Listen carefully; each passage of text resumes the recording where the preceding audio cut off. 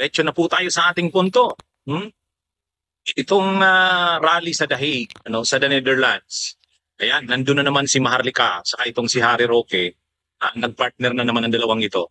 Ngayon mga kapunyog, tinanong ni Maharlika, itong si Harry Roque, kung ano ang masasabi niya ni Harry Roque tungkol doon sa nangyari kay Tevez. Na si Tevez nga ay naaresto na, muling naaresto at binalik na sa Pilipinas. At itong si Harry Roque, tinanong ni Maharlika, ano daw ba ang masasabi niya ni Harry Roque sa posibilidad na baka mangyari din sa kanya ang nangyari kay Tevez. Kasi pareho ang kaso ni Roque at ni Tevez. Si Roque si Tevez ay wanted ng gobyerno dahil may mga kaso itong kinakaharap sa Pilipinas. At si Tevez din ay nasa ibang bansa sa Timor-Leste, doon nagtatago. Ito namang si Roque, ganun din, may kaso rin ito. Non-bailable din ang kaso nito, qualified human trafficking, at nagtatago din doon sa bansang the Netherlands. Ngayon, ang tanong ni Maharlika kay Roque, anong masasabi mo, Harry Roque? Posible ba na mangyari rin sa iyo ang nangyari kay Tevez? Ang mayabang na sagot ni Harry Roque, mga kabunyog, mga kababayan, hindi, sabi niya. Hindi mangyayari sa akin yun. Tapos sabay tanong sa kanya ni Maharlika, paano kung pilitin kang arestuhin o ipa-aresto? Anong gagawin mo? Anong mangyayari sa iyo? Mayabang na naman ang sagot ni Roque. Sige, subukan nila. Subukan nilang ipa-aresto ako. At maano nila? Anong pagkakasabi ni Roque? Subukan daw na ipa-aresto siya at ipapakulong niya daw ang mga gagawa nito sa kanya. Wow! Ang yabang, alam niyo mga kabunyog, mga kababayan, dapat ito seryosohin na talaga ng gobyerno ang paghahabol dito kay Roque na mapabalik ito sa Pilipinas, maaresto ito at mapabalik sa Pilipinas. Kasi masyado nang nagiging mayabang. Binabastos na. Sobra na ang pambabastos sa gobyerno. At alam naman natin mga kabunyog, mga kababayan, kapag binabastos mo ang gobyerno, ang kaso ni Roque ay hindi naman civil case.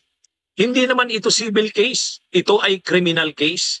At sa criminal case, ang may reklamo kay Roque ay people of the Philippines. Ang nagawa niyang krimen ay krimen sa sambayan ng Pilipino. Krimen sa bansang Pilipinas.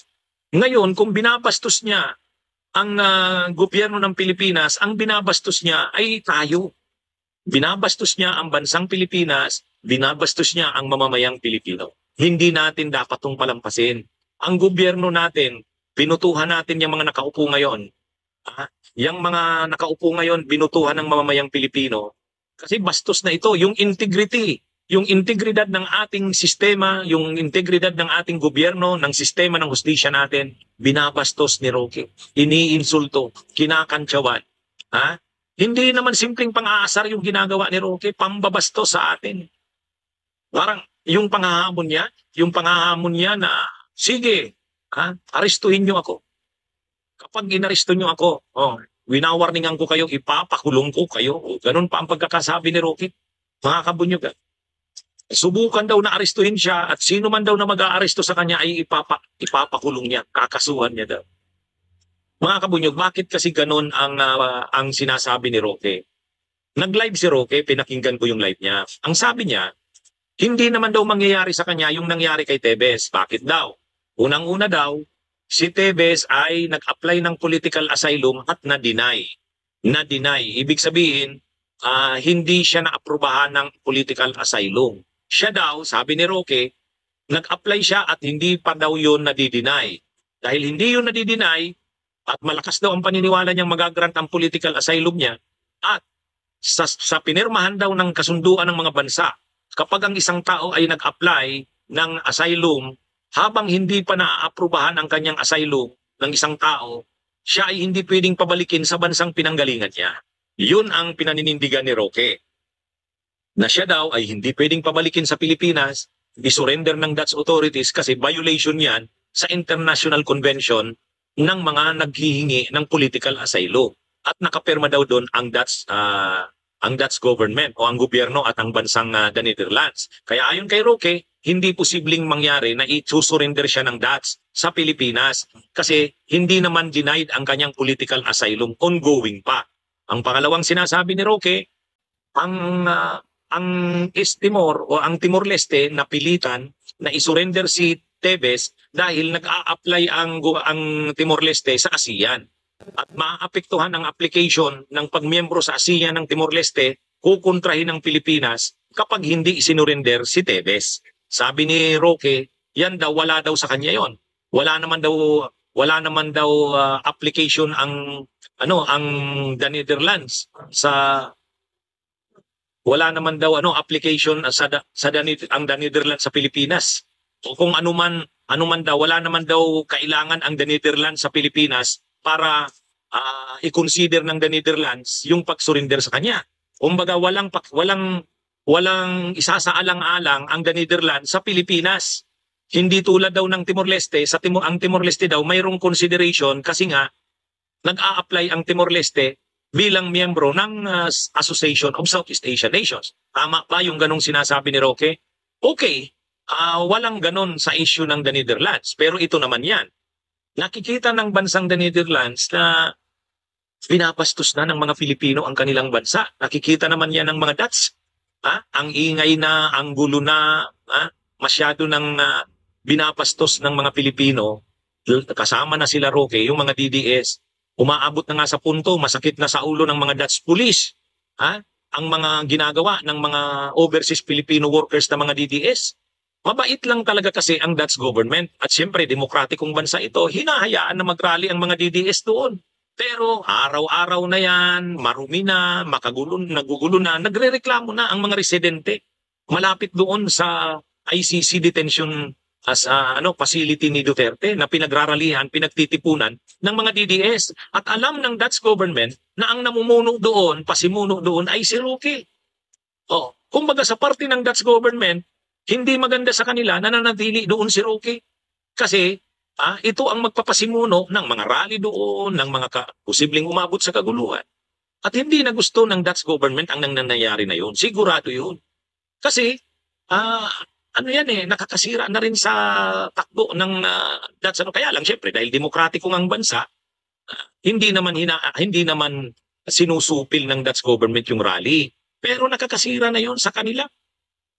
Gusto na nilang pigilan ito, kaya lang hindi pa nila ginagawa sa ngayon. Ay si Roque, identified yan. Nakasama doon sa mga namumuno dyan, nangunguna sa mga rally na yon.